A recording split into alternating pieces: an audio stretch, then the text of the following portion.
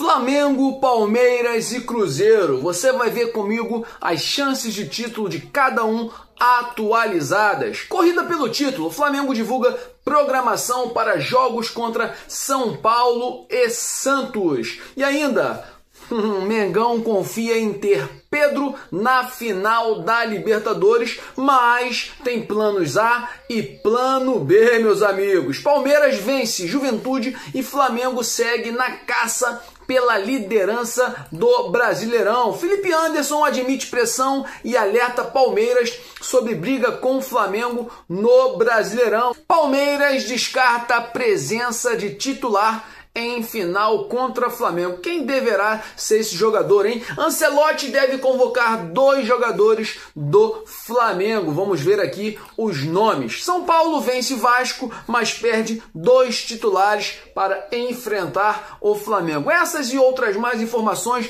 você vai ver juntinho aqui comigo, mas antes de seguir, meus amigos, na moral, na humildade, já vai deixando aquele like maroto nesse vídeo. Se não é inscrito no canal DNA Rubro Negro, inscreva-se no canal e ative o botão do sininho para não perder nenhuma novidade do Mengão. Lembrando que você fortalece demais o nosso canal e nos ajuda a crescer. E eu e você, mesma família, mesmo DNA, e amamos quem? O Flamengo. Vamos lá, vamos começar o nosso vídeo sem mais delongas. Deixa eu me ajeitar aqui. Vamos começar atualizando vocês com a tabela do Brasileirão, meus amigos. O Flamengo dormiu de sábado para domingo na liderança do Campeonato Brasileiro com 64 pontos, mas ainda faltava o Palmeiras, ver o joguinho do Parmeirinha, do Porquinho, né, contra o Juventude, e o Palmeiras venceu o Juventude e assumiu novamente a liderança. Então, você deve estar vendo em algum local aqui, provavelmente eu devo ter colocado a tabela do Brasileirão, você está vendo que o Palmeiras de domingo então para segunda dormiu líder do campeonato, né, com 65 pontos. Segue Flamengo 64, Cruzeiro com 60. Lembrando que Cruzeiro tem um jogo, tá, a mais do que Palmeiras e Flamengo. Então, Flamengo tem 30 jogos, Palmeiras tem 30 jogos e Cruzeiro já está com 31, juntamente com o Mirassol. Lembrando que o Mirassol está em quarto colocado com 56 pontos, Bahia com 52, Botafogo com 48, Fluminense com 47, São Paulo com 44, e a gente tem aqui o Vasco da Gama que perdeu para o São Paulo com 42, né? Juntamente com Corinthians, fechando ali os 10 primeiros colocados. Depois a gente começa aí com o 11º Grêmio com 39, Ceará com 38, Atlético Mineiro com 37, Bragantino com 36, Internacional com 36 também, Santos numa crise violenta com 33, né? Seguindo aqui temos o Vitória, tá, com 31, Fortaleza com 28, Juventude com 26 e para fechar o Lanternão Sport Recife com 17 pontos, né? Essa é a tabela do Brasileirão. Agora falando sobre as chances de título, né, foram atualizadas. Vamos ver aqui, a UFMG, né, que é a Universidade Federal de Minas Gerais, sempre traz novos números pra gente. Deixa eu ver aqui a tabelinha.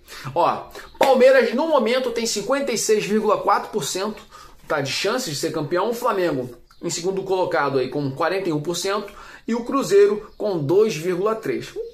A disputa é entre Flamengo e Palmeiras e Flamengo realmente, né? Não tem para onde correr. Agora, falando sobre a programação do Flamengo, trouxe bastante informação nesse vídeo, né? Muita informação. O Flamengo divulgou essa programação e a gente tem a seguinte situação. Segunda-feira, hoje, teve treino no Ninho do Urubu às 9h30 da manhã. Amanhã, terça-feira, o treino será também às 9h30 no Ninho do Urubu. E aí o Flamengo já voa, né? Faz o voo para jogar contra o São Paulo na quarta-feira. Jogo às 21h30, quarta-feira, jogo do Mengão. Já na quinta-feira, o Flamengo volta às 3 horas da manhã, tá? E tem treino no Ninho do Urubu na parte da tarde, às 16h30. Já na sexta, treino novamente. Sábado, treino. E domingo, jogo Flamengo e Santos no Maracanã. E o Malvadão confia em ter Pedro na final da Libertadores, mas existem os planos A e B, porque se alguma coisa der errado, o Flamengo precisa estar preparado. Vamos para a reportagem. Pedro pode jogar a final da Libertadores entre Flamengo e Palmeiras. Felipe Luiz já havia falado sobre a possibilidade real, né, meus amigos? E aí a gente foi ali, daqui e dali para apurar os cenários atuais que o Mengão, né, pensa, né? O que o Flamengo, a diretoria, a parte da técnica, né, da equipe técnica está pensando. Vamos lá. Primeiro, é importante entender o contexto, tá? Na quarta-feira, dia 5, daqui a pouquinho, fará 2 semanas de lesão, né, do Pedro aí no braço. A lesão dele vai fechar aí 2 semanas. A média de consolidação normalmente é de 4 a 8 semanas. Mas o histórico de Pedro é excelente no que se diz a respeito de recuperação de lesões, o que deixa o Flamengo muito otimista, né? Por isso, o clube espera que o jogador esteja apto até em 4 semanas. Lembrando que o próprio Felipe Luiz comentou isso na coletiva, né? Ele falou que o Pedro tem uma excelente recuperação e é um homem de fé, pô. Então, meu irmão, milagres acontecem, né, na vida daqueles que creem em Cristo Jesus. Até estou mandando a palavra para você aí, tá? Que o Papai do Céu te abençoe. Segundo a reportagem, tá, em contato com o clube, Pedro está respondendo muito bem durante a sua recuperação e o braço está imobilizado do cotovelo ao pulso. Caraca, daqui até aqui. Já na quarta-feira, é esperado que Pedro possa começar a trabalhar no campo. Primeiro apenas com o departamento médico, é claro, né? Na próxima semana, a imobilização será alterada e sua carga vai aumentar de forma progressiva. Agora, o clube está acompanhando aí a situação diariamente. E falando dos planos A e B, tá? Que o Flamengo tem para ter o Pedro talvez na final aí, tá? São os seguintes: para jogar com o braço imobilizado é preciso levar ao árbitro para que ele autorize, tá? Já existe uma imobilização pronta para a final da Libertadores. A gente sabe que o Flamengo vai ser campeão. Mas caso o árbitro não concorde com a imobilização, existe um plano B. Esse ainda não foi revelado aí pela fonte, tá? Mas o certo é que as imobilizações já estão preparadas para a partida. E o material é similar ao de uma caneleira, né? Nada muito rígido para não machucar o adversário. E o Flamengo, é claro, pensa em colocar Pedro em campo com o braço imobilizado, sim, tá? Em busca do tetracampeonato, se for necessário. Deixe sua opinião nos comentários. Pedro é importante mesmo com o braço imobilizado, sim ou não? Falando sobre Jorginho, né, outro lesionado, meus amigos, ele está se recuperando de uma lesão na coxa e deve retornar aos treinos com o elenco do Flamengo na segunda quinzena de novembro. Ainda falta então um tempinho aí, né? De acordo com o técnico Felipe Luiz, a situação do jogador não é grave e o atleta está evoluindo bem, tá? A expectativa é de que Jorginho esteja plenamente disponível para a final da Libertadores contra o Palmeiras, marcada aí para o dia 29, tá? Recentemente, Jorginho ficou fora de quatro partidas do Flamengo. Vamos lembrar? Contra o Grêmio, Juventude, Estudiantes, tá? Jogo de ida da Libertadores, e Vasco da Gama. Isso tudo por dores no músculo posterior da coxa esquerda, meus amigos. Todo mundo se machucando no Flamengo. Carrascal também, né? Na ocasião, o clube comunicou que não se tratava de uma lesão grave. Não era grave, apenas de um desconforto muscular. Você deve estar lembrado disso. Mas, como só deve voltar aos treinos no meio do mês, Jorginho pode desfalcar o Flamengo agora contra o São Paulo e também Santos pelo Brasileirão. Sendo assim, o volante tem previsão de retorno diante do Sport, dia 15, pela 12ª rodada do Brasileirão. E aquele jogo que está atrasado, né? O Flamengo jogou agora na 31ª contra o Sport, goleamos por 3-0, mas ainda falta jogar a 12ª. Antes da final da Libertadores, o Flamengo ainda enfrenta Fluminense e Red Bull Bragantino. Meus amigos, todo mundo sabe, né? Jorginho é um cara muito importante para o Flamengo. Recentemente ele atuou juntamente com Eric Pulgar, né? Tem jogado sempre com o Saúl ali também no meio. Cara, eu acho que, de fato, a presença desse jogador numa final é muito importante para o Flamengo. Ele, dentro de campo, é quase que um capitão, né? O Arrascaeta é o capitão pelo nome, né? Pelo título, mas o Jorginho participa muito mais dentro de campo, orientando, falando, do que o próprio Arrascaeta, né? Então, vamos torcer aí para a recuperação. Deixe sua opinião nos comentários aí sobre o nosso querido Jorginho. Porco vence Juventude e o malvadão mais querido segue na caça pela liderança do Brasileirão. Meus amigos, o Palmeiras infelizmente venceu o fraco Juventude por 2-0, né? O penúltimo colocado por 2-0 neste domingo, dia 2, lá no Alfredo Jaconi. Antigamente a gente dizia o seguinte, que era muito difícil vencer o Juventude lá no Alfredo Jaconi, mas não é mais, né? Juventude... bicho, tá ruim demais, que time fraco. E aí, é claro, né, o Palmeiras venceu e a briga continua, a briga pelo título do Brasileirão, né? Palmeiras como primeiro colocado e Flamengo aí como segundo colocado, com uma diferença de apenas um pontinho. O triunfo do time paulista fez o Flamengo retornar para o segundo lugar, todo mundo sabe, após assumir a ponta provisória de sábado para domingo, após vencer aí o Sport, mas a diferença é de apenas um ponto. Os palmeirenses estão achando que vão ser campeões do Brasileiro, mas existem boas surpresas vindo pela frente. Aguardem. Com jogadores poupados, Abel Ferreira escalou um time bastante modificado em comparação ao que venceu a LDU na Libertadores. Gustavo Gomes e Alan apresentaram desgaste e sequer viajaram para Caxias do Sul. Além disso, Piquerez, Andrés Pereira, né, o traidor, Maurício Sousa, Vitor Roque e Flaco Lopes começaram no banco. A escalação alternativa não impediu, é claro, o Palmeiras de comandar as ações e abrir o placar logo no primeiro tempo. Bruno Rodrigues aproveitou o rebote dentro da grande área e balançou as redes aos 23 minutos de jogo. E o restante do período foi controle alviverde e sem grandes emoções, tá? O Palmeiras até deu espaços para o Juventude trabalhar no segundo tempo, mas a equipe gaúcha errou, né, na definição de várias jogadas. Em uma dessas falhas, Felipe Anderson teve total liberdade para puxar o contra-ataque e ainda acertou o chute de fora da área para ampliar o marcador. Eu vi o gol, estava vendo o jogo e foi de fato um golaço, meus amigos. Não tem jeito. Esse resultado, então, mantém o Palmeiras na liderança do Brasileirão, agora com 65 pontos. O Flamengo chegou a 64 após vencer o Sport e dependia de um tropeço do rival para retomar a ponta isolada da tabela. Mas o problema é que, como é que o Palmeiras ia tropeçar numa pedra de farinha, né, meu irmão? Porra, numa pedra de açúcar. Não deu, Juventude muito fraco. E aí é isso. Agora restam 8 jogos para o fim do campeonato e o Mengão precisa de apenas uma rodada para ultrapassar o Alviverde. E isso vai acontecer. E eu tenho certeza. Isso aqui é Flamengo. Saudações rubro-negras para sempre. Mengão, vamos para o próximo vídeo. Felipe Anderson admite pressão e medo e alerta Palmeiras sobre briga com o Flamengo no Brasileirão. Meus amigos, não é só Abel Ferreira que tem medo, não. Piquerez recentemente também falou.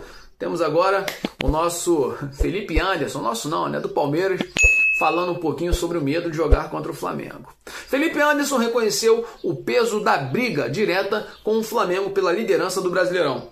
Após a vitória por 2-0 sobre o Juventude, neste domingo, o meia do Palmeiras falou sobre a pressão de disputar rodada a rodada com o rubro-negro e destacou a importância de manter o foco. Tá? Palavras dele aqui, ó. É sempre muito difícil disputar com o Flamengo. 2 times, aí um joga antes, depois você tem que jogar. Fica atrás ao menos por algumas horas ou um dia. Mas temos que olhar para os nossos jogos, porque é muita coisa em jogo. Se a gente se distrair com o adversário, pode atrapalhar, afirmou o autor de um dos gols aí, que eu já disse que foi um golaço, né? Apesar do discurso de concentração e foco apenas no Palmeiras, Felipe Anderson também admitiu que acompanha de perto a campanha do Flamengo, tá? Palavras dele, ó. Claro que a gente acompanha o mais querido. É bom viver esses momentos do futebol. Cuidado, hein, rapaz? A torcida do Palmeiras daqui a pouco vai achar que você é flamenguista, que você tá torcendo para o Flamengo. Saindo agora de Felipe Anderson, vamos falar aqui rapidamente sobre o Palmeiras e a questão da final da Libertadores com o Flamengo. Porque aparentemente o Palmeiras já está descartando a presença de um de seus titulares na final contra o Flamengo. Quem será esse cara, né? Vamos lá. Com a mão lesionada, tu já sabe, o goleiro Everton é dúvida para a final da Libertadores entre Palmeiras e Flamengo, marcada para o dia 29 de novembro. lá em Lima, né? Internamente, o atleta quer muito estar presente e vai tentar se colocar à disposição de Abel Ferreira, mas a tendência é que não comece entre os titulares devido à gravidade da lesão. Meu amigo, goleiro não vai ser substituído, só se o Carlos Miguel, né, aquele gigante, se machucar. Então, o Everton tá fora da final da Libertadores, tá? Aí existem fontes internas do Palmeiras que reforçam, tá, que o goleiro Carlos Miguel provavelmente vai ficar até o final da temporada. E o Everton aí, se jogar, vai jogar uma partida ou outra já no finalzinho. Isso se já tiver o campeonato definido para ambos os lados, Flamengo ou Palmeiras. Então, -1, mas o goleiro também, Carlos Miguel, é um cara bom, né? Não sei quem é pior aí no gol. Deixe sua opinião nos comentários, se você gostaria do goleiro Everton ou Carlos Miguel aí na final da Libertadores contra o Flamengo. E agora falando sobre seleção brasileira e sobre a seleção do Flamengo, meus amigos. Carlo Ancelotti deve convocar pelo menos 2 jogadores do mais querido e a gente vai ver aqui quem são esses, tá? Vamos lá. O técnico Carlo Ancelotti vai anunciar nesta segunda-feira sua última convocação da seleção brasileira em 2025. E o Flamengo está na mira do italiano. O zagueiro Danilo e o lateral esquerdo Alexandro estão entre os nomes mais observados pelo treinador. Ambos podem ser lembrados para os amistosos, né, contra Senegal em Londres no dia 15 e Tunísia em Lille no dia 18. Serão os últimos testes antes da Copa de 2026, né? O Pedro estava muito cotado para participar desses amistosos, mas aí se machucou, né? Nem sei se é bom ou se é ruim. Meu Deus do céu. Ancelotti já deixou claro que pretende definir a base da equipe que disputará o Mundial dos Estados Unidos, tá? A partir da convocação de março do ano que vem. Por isso, a lista atual deve contar com alguns testes, principalmente de jogadores que atuam no Brasil. Diferente, é claro, da última data FIFA, que teve restrições por viagens longas à Ásia. Desta vez, o técnico não terá limitações para chamar atletas locais, mesmo durante o Brasileirão. Meus amigos, o que vocês acham disso aí? Flamengo, Alexandro, talvez Danilo. Não é bom perder jogador nessas datas FIFA, né? Eu acho que se não for convocado ninguém do Flamengo, nesse momento, é momento de decisão. Tá para acabar o Brasileiro, meu irmão. São 8 rodadas, faltam aí a Libertadores, final aí dia 29. Para mim, se não convocar ninguém do Flamengo, é a melhor coisa. E vale lembrar que parece que a diretoria do Flamengo, né, tá fazendo também contato com os uruguaios, com a comissão técnica do Uruguai, novamente para tentar acertar aí de não haver convocados, porque para a seleção do Uruguai a gente normalmente perde Varela, Vinha, De La Cruz e Arrascaeta. Então são sempre 4 e fica difícil, né? Os caras que vão jogar longe e aí depois não conseguem volta cansado. Então espero que a gente consiga até a final da Libertadores praticamente não ter nenhum desfalque aí devido ou convocados para que não cheguem cansados aí após o jogo pelas suas seleções, né? Deixe sua opinião nos comentários o que você acha sobre essas datas FIFA que rolam por aí. São Paulo vence Vasco, mas perde 2 titulares para enfrentar Flamengo no Brasileirão. Recentemente eu fiz um vídeo falando, né, que esse jogo aí do São Paulo contra o Vasco poderia fazer com que 7 jogadores do São Paulo se tornassem desfalque para o jogo contra o Flamengo, mas a gente pode observar aí pela reportagem que desses 7, apenas 2 titulares vão realmente ser desfalques. Vamos ver aqui, ó. Próximo rival do Flamengo no Brasileirão, o São Paulo venceu o Vasco por 2-0, time fraco do Vasco, né? No último jogo, antes de enfrentar o Mengão. A partida aconteceu neste domingo, ontem, né, dia 2, em São Januário. Meu Deus do céu, coitado do Vasquinho, né? E o time paulista conquistou o triunfo com gols de Lucas Moura e Luiz Gustavo. Contudo, também ganhou problemas para encarar o Flamengo. Em uma primeira etapa aberta e empatada, até os acréscimos em função das defesas dos goleiros, o São Paulo abriu o placar no último lance da parcial. Paulo Henrique cometeu pênalti em Arboleda, assinalado por Wilton Pereira Sampaio após consultar o VAR, tá? E Lucas Moura converteu aí a penalidade. A segunda etapa foi de um cenário muito similar, o Vasco tentando criar chances com volume ofensivo e troca de passes curtos, enquanto São Paulo apostou em contra-ataques. Já nos minutos finais, Luiz Gustavo aproveitou o cruzamento de Ferreirinha e ampliou de cabeça, tá? O resultado faz o São Paulo chegar aos 44 pontos e subir para a 8ª posição do Brasileirão antes do jogo aí contra o Flamengo. E aí falando sobre os desfalques, então não tem jeito. Alan Franco e Enzo Dias, né, receberam cartões amarelos e precisam aí cumprir suspensão automática contra o Flamengo. Muito bom, menos 2 jogadores do São Paulo. E aí, falando sobre São Paulo ainda, Lucas Moura tá tratando aí o jogo do São Paulo contra o Flamengo como grande final. Pô, é brincadeira, né? Os caras querem prejudicar o Flamengo de qualquer maneira. Todo mundo sabe que nesta quarta-feira, dia 5, São Paulo e Flamengo se enfrentam. E Lucas Moura já está projetando o Clássico Nacional como uma grande final. Tá de brincadeira, né? Os caras não estão disputando nada com o Flamengo, mas... Lucas define o Flamengo como uma das grandes equipes do continente. Com isso, crava que São Paulo se prepara... O São Paulo, né, se prepara para essa partida tratando como uma final. Todo mundo quer ganhar do Flamengo, né? Os paulistas ocupam a 8ª colocação... Palavras de Lucas, sem dúvidas vai ser uma grande final pra gente. Vamos enfrentar uma das melhores equipes do país e talvez do continente. Vamos nos preparar bem, vamos encarar esse jogo como uma grande final que de fato é pra gente, para que a gente consiga fazer mais um grande jogo. Não vou falar nada.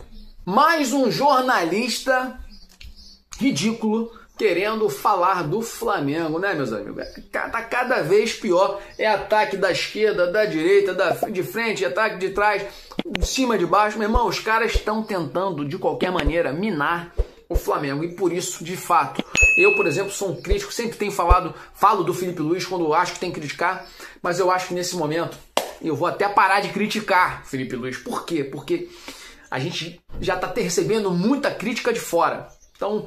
que os internos aí parem de criticar, eu vou parar de criticar e a gente possa, irmão, unir forças, só pensamento positivo, porque tá difícil. É uma enxurrada. Meu irmão, é temporal de coisas ruins chegando no Flamengo, e aí a gente tem jogador que se machuca.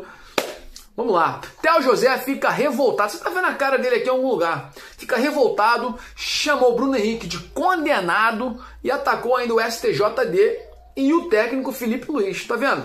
Vamos lá, em programa da Band, o jornalista Theo José criticou a situação de Bruno Henrique, atacante do Flamengo, em relação ao processo no STJD, sobre um possível envolvimento lá em apostas esportivas. Todo mundo sabe do caso do Bruno Henrique.